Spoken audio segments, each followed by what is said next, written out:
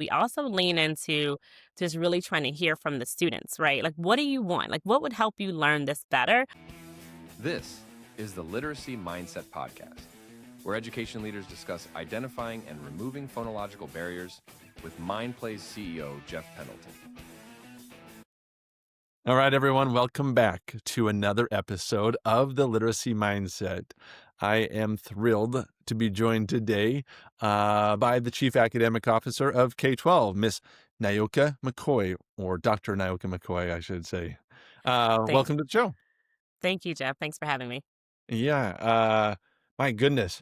This is exciting for me because it gives us a chance to talk about a lot of different things literacy-wise, because K12 and Stride really offer something that falls in line with technology. It kind of depends on technology, but there's some fundamental things about it as well that we're going to get into. So maybe why don't we set the table with a little bit of context first?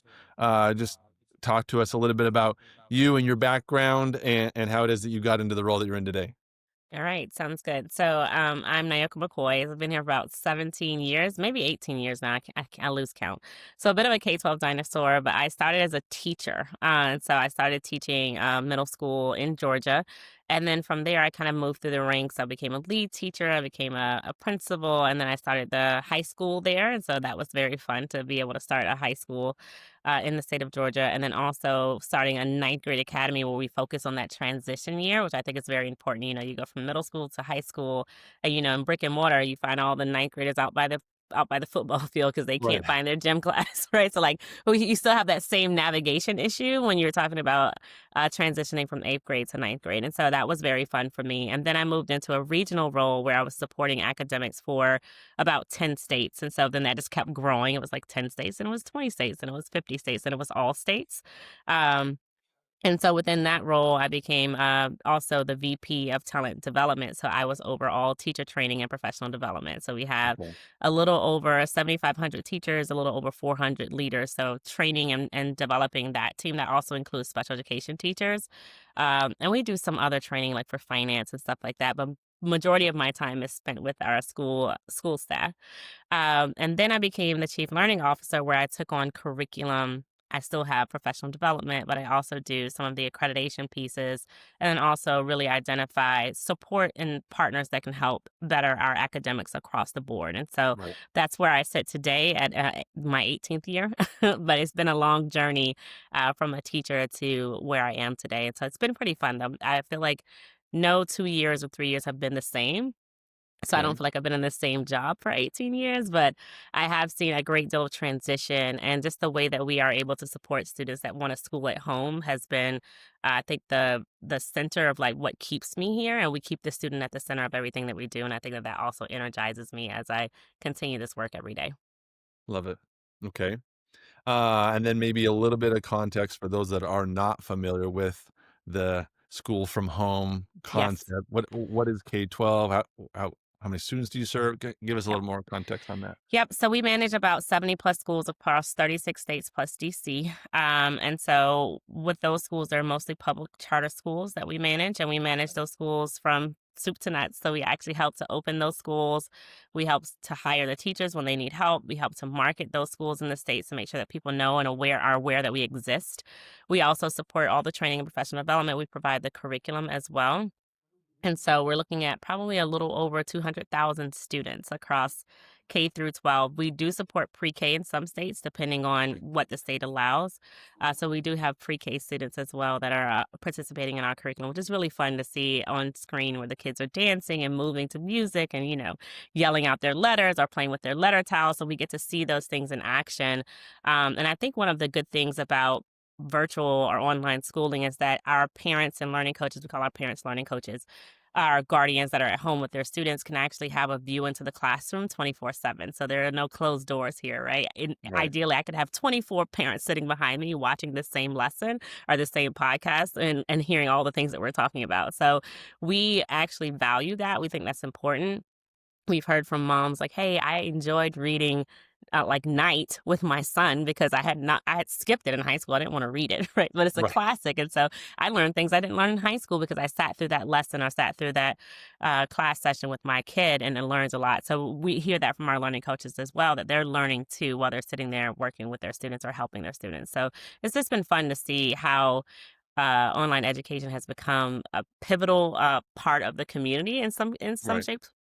When I first took this job in 2007 as a teacher, none of my friends thought I had a real job. So, so like now today, I'm like, yes, I'm still here, still doing the same thing, Look. but no one thought it was real, and so I definitely thought it was here to stay, which is why I made the jump, and so I think Sure. that I'm glad that I actually made that choice. Yeah, no, that's great. And yes, it has changed a little bit since 2007, but Yes. pioneers that have kind of forged what online education can look like. And I think today it's pretty well understood how capable we are at delivering that. What do you find are some of the challenges that that you experience? Let's focus it a little bit on literacy. I think that Hmm. that's a good place for us to hang out since that's what we talk about mostly here is what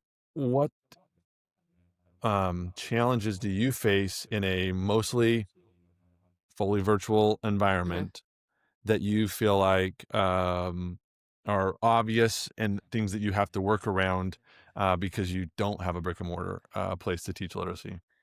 Yeah, so it's interesting question because I think we face the same challenges as brick and mortar Okay. students and teachers do, right? So like just trying to figure out what are the right strategies for students and what is the right technical support. I think the difference for us is we're able to build in to some of our products like some automated tools that help where a teacher can't do that with the 30 students in a classroom.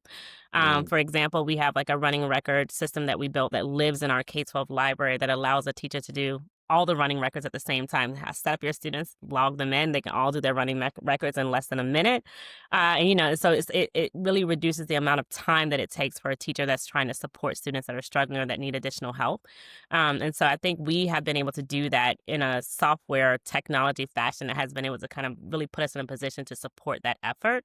Um, but I think we find the same challenges that students are coming in. The younger they're coming in now, we're getting the level of the number of non-readers that we're encountering is growing that are coming Interesting. into kindergarten, right? So we're trying to figure out like how do we support that with our pre-K program. We want to, of course, build that in so that we can actually Right. take it down another level to ensure that we're building those skills up to ensure that our kids are reading by third grade. We do have a third grade reading guarantee that states that if you're with us through third grade, that you will be reading on grade level by third grade. And so we make sure we really put all of our energy behind all of our efforts to ensure that they are all connected. And that also includes our partners that come in to support literacy efforts as well, Right. to ensure that we're all kind of working towards the same goal.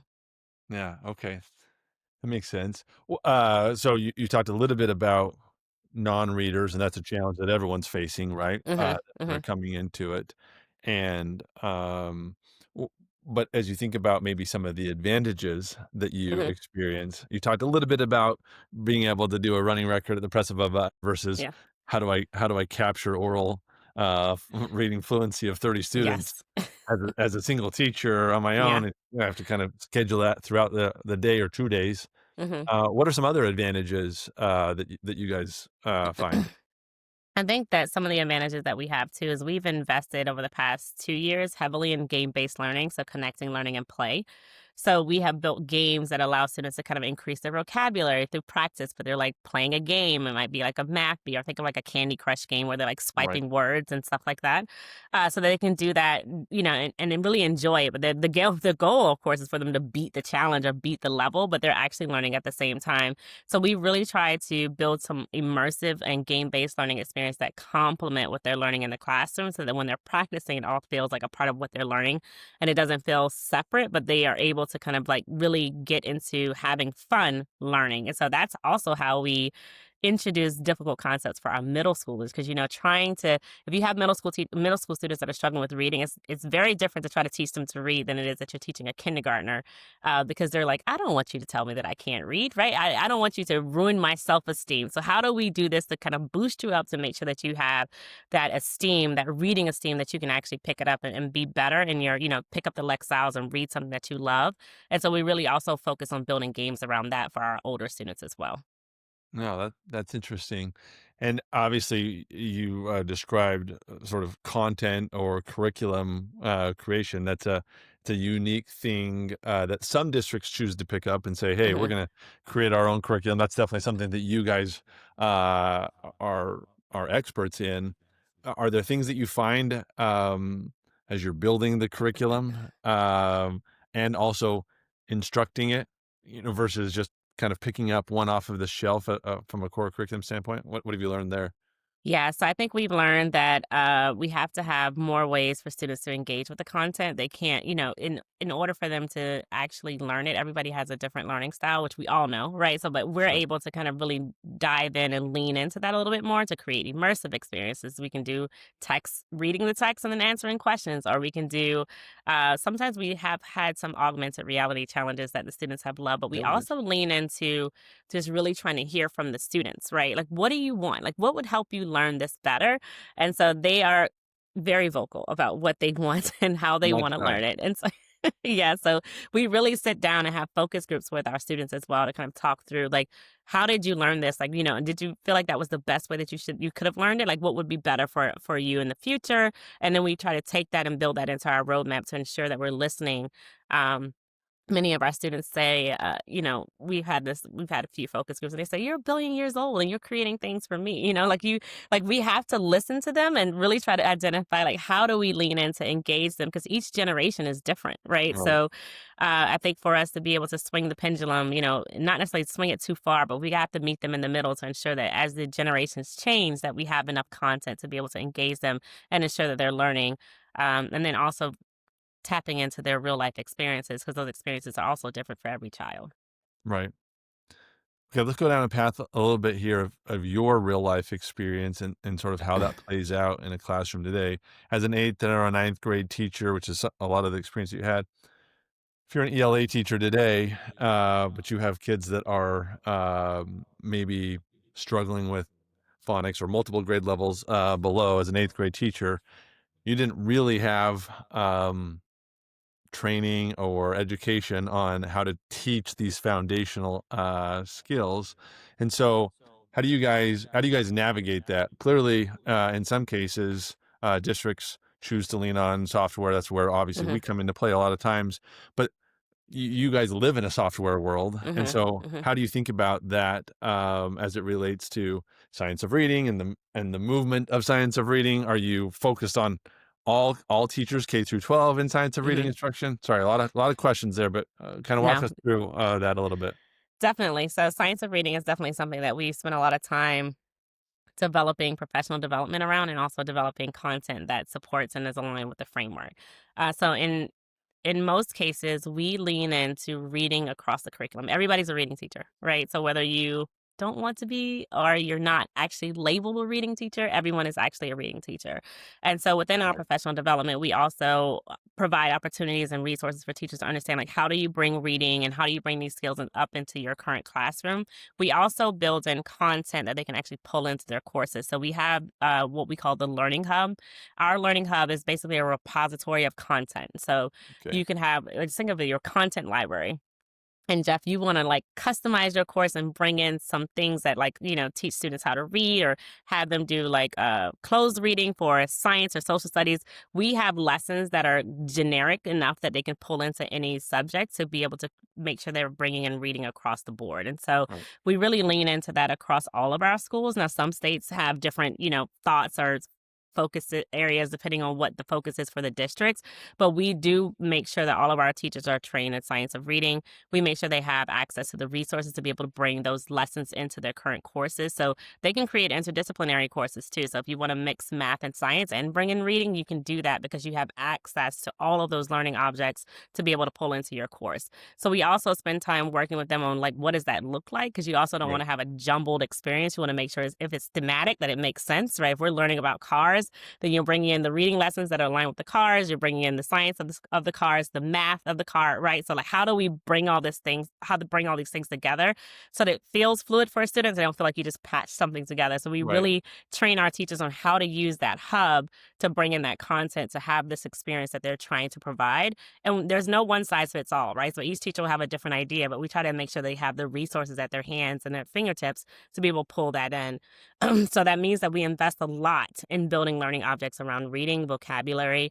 We have a lot of writing too. So, Right. there most states are walked away from cursive writing, handwriting. So we brought Yeah. that back as well. So like that, some of the states still have it. There's about 17 states that I think brought cursive back, and so handwriting. So we really try to focus on that. So writing is a part of that as well, especially Right. for our younger students. And then holistically, what does that look like around the science of reading and bringing literacy to the front of every subject, no matter who you are in our classrooms. So that has been a focus for us. I like that. Sort of creating that culture of reading across the grade spans.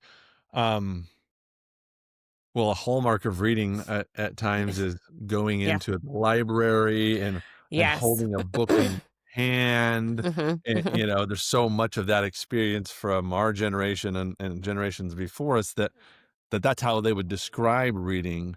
How do you guys how do you guys handle that? And Yeah. is that a complaint or is there too many advantages to a digital library that come up? So how do you think about that? Yeah, so I think about that, I think in a little bit of a different light, like, because I often go to the library to work, and to see the building be so empty, I'm like, "Where are all the students, and why aren't they coming into the" so we actually have tried to pivot a little bit, and so we're working with some libraries to actually send them kits of curriculum so that students can come into Oh, the library to be able to do a science lab, or, be able to put their hands on some books or handwriting materials, although they get materials at home.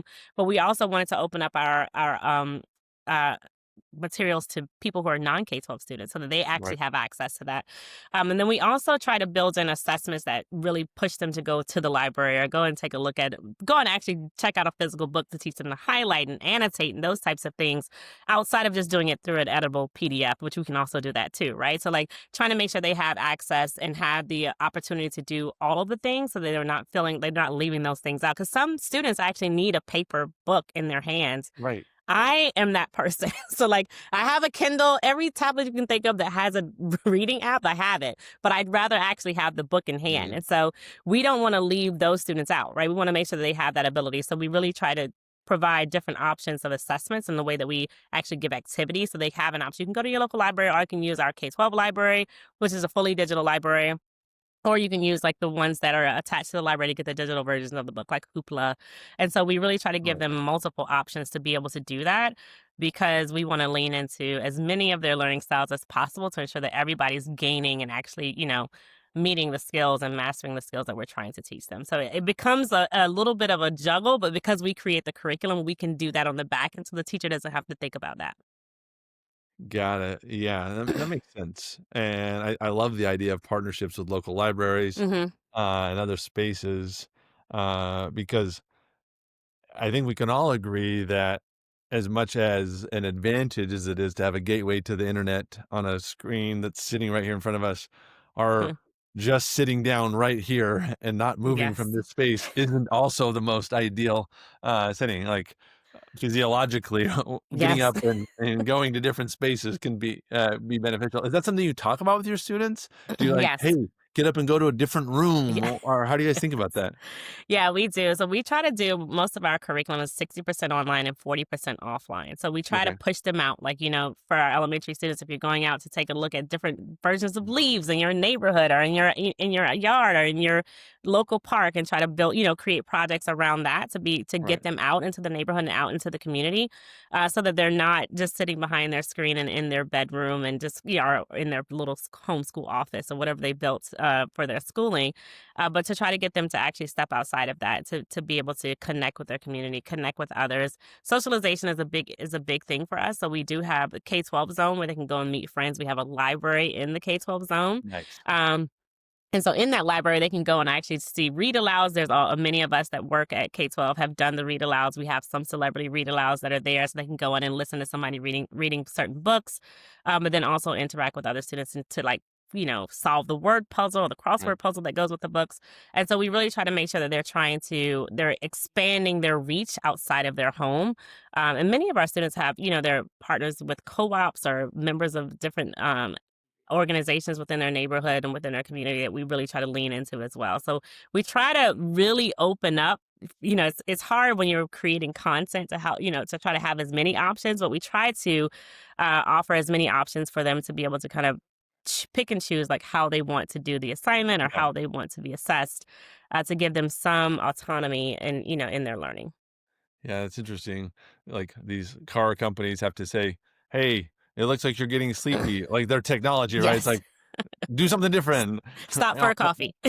Education, we're like, "Hey, don't just keep looking at the screen. Go Go write on a piece of outside. paper right now. Yes. Go find me a flower. Like you gotta Yes. do Yeah. something nice like that." So Yeah, and so I think that's a part of it is like also with technology, you can do that now. You can actually, figure out like what's happening and if they're getting fatigued to try to figure out how to switch the gears a little bit. Hey, go play this game, Mathy, and then come back and, let's chit chat on some other things of what you're working on. Teachers also do that too. Like as they're in their live sessions, they do brain breaks. And so if they're in a long session, let's say it's a 90-minute reading block, they may do a brain break where they go and play a game and come back, or they go and mm, complete something in a like in Mindplay and then come back, right, and talk right. about what they've done. So that's how they pull these pieces together, but they create those brain breaks for students to be able to kind of just step away and go do something else and come back.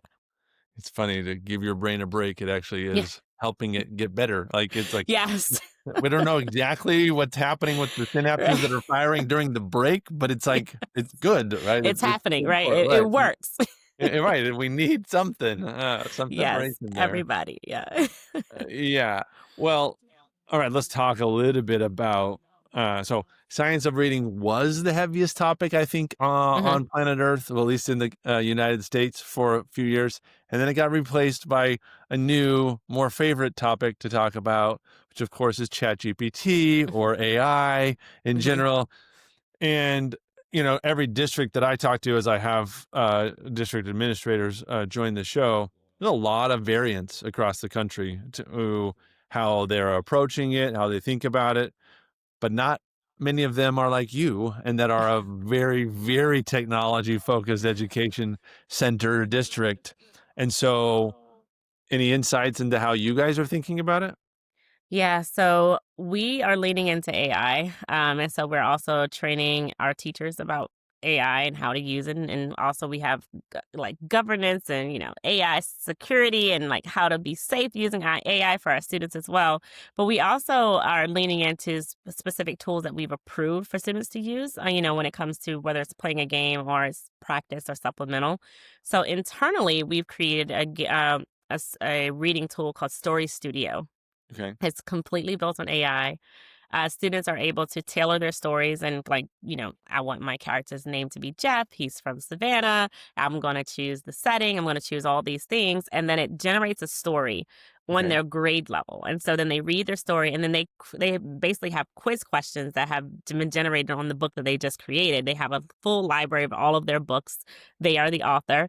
And so then they're able to answer those questions about that book. So if they don't answer those questions correctly, it regenerates the book in a lower grade level. So the students is like, oh, I just got a new book, right? So then they go back through that book and then they answer very similar questions that are all about the same with the reading comprehension of that particular story. And so we have had so much fun with this with the story studio. It's like it was like one of my favorite things for us to create. The students love it, and teachers are using it more now just for students to get in the habit of creating stories that they want to create, that they want to write. For our students that are not ready Right. to write a full story yet, this AI tool will do that for them where they can craft all of their, name their Right. characters, do all the things that they want, and then it regenerates every time, after they go through their questions, if it either in an older grade level or in a younger grade level, depending on how they answer the questions. And then they can also just choose to create a new book. And then they Got it. have a library of all of their own books with their own, animations and Right. images. When we first started, because we were so early in AI, the images were awful and like hard to kind of like track, right? So now that things are so much better, like the images are like amazing. And so the kids are actually loving it. They can take a screenshot and share it on their social media if they have social media, or they can just share it with their friends that are in the story studio. So it's Right. inviting everybody to create your own stories and read your stories. And so that's one of the ways that we get kids to do more reading because they're creating their own stories. And so then they read their own stories. So it's more time of them just reading and Right. answering questions. But in the thick of it, they're just creating stories. So they're just like, I'm just writing, I'm gonna write a new book today, Yeah. And then And so, do you think of it as much of a writing tool as mhm, a reading tool? Because whether they're writing every word themselves or at least they're constructing the narrative, they're helping yep, set the context yes, of the setting. yep. And then when it's written by AI, if they don't like it, they're like, well, I don't really like the way it was written, right? So then you can rewrite it. What are some ways to kind of, really tweak your prompt to get exactly what you wanted? So we do that with K-4, and then we also have a version of the graphic novels for older students that's coming out. It hasn't released yet. Okay. Because we got Okay. feedback directly from, like, by 5th grade, they're like, "Oh, I don't want a picture book, I I don't need want AI like." to create little stories Yeah. for me anymore to read. Yeah, I'm ready for a graphic novel, like, give me a comic book, those types of things, so we really adjusted, for our older students, and so that will be releasing soon. So we're really leaning into building our own internal AI tools to support the effort, then also building that wall garden around our content to ensure that our students are safe. Yeah. Um the same thing with the running records in our library is AI driven as well. And so Okay. we went through an entire testing period of that to make sure it was, giving accurate results. And so the teachers reported in most cases it's about 98 to 99% accurate. So that was really good. Listening to students read and having to give feedback and trying to figure out like where they land for that running record. It took us a while to get that right. Yeah. Yeah, I bet. What about the opposite side of it in the upper grades? Do you lean into large language models, ChatGPT or Gemini for students to be able to create content? Are you trying to figure out how to get them to not use that as much? Like how does that world look like? No, so we're leaning into it. So, as part of the, the old, I'm not going to say the old way, but you go and write a research paper. So we're really leaning into like, let ChatGPT write the research paper. And then as you read it, did it answer the questions that you were supposed to answer? How would you have answered that differently? So really forcing higher order thinking, but Mm, allowing them to use the AI tools for the foundational level of the assignment, but then really trying to push to critical thinking in the way that we actually have them finish off the project or the assignment before they submit. So we're really trying to lean into, we know they're already using it. So how do we take that to the next level and ensure that they're using it in a way that's promoting higher order thinking? And so they still have to do some work. And so we've been right, working through that with most of our assessments and assignments and things that we put out in our courses. And also training teachers to do that as well when they're in their live sessions, which is in some cases they may not be using the content that's in the course. They may have created something for their live session. So we provide training for them around that as well. Like, how do you push them to think beyond what they can get from Chat GPT if you just gave them a simple open-ended question, right? So like really right. taking it to the next level and training teachers on how to continue to ask questions to make sure they truly understand what they just said or what they submitted. Yeah, that I love hearing that. You can use it to force critical thinking, Hmm. really amplify our ability to process and contextualize the world. Yep. And it sounds like if we have educators like you and your team out there helping on the critical thinking side of it, then this it should be thought of as an exciting time. Yes, I agree. And I think it's very exciting. And we are trying to make sure our teachers feel as comfortable. So we also kind of walk hand in hand with them to make sure that they understand like what we're trying to do. And, get away from the AI is cheating conversation to like, how do we turn the table? Right. So, like, it's the same thing when Google came out. Everyone's like, it's cheating, but Google has not left us. It still exists, right? So And I how do still you like searching for things on Google.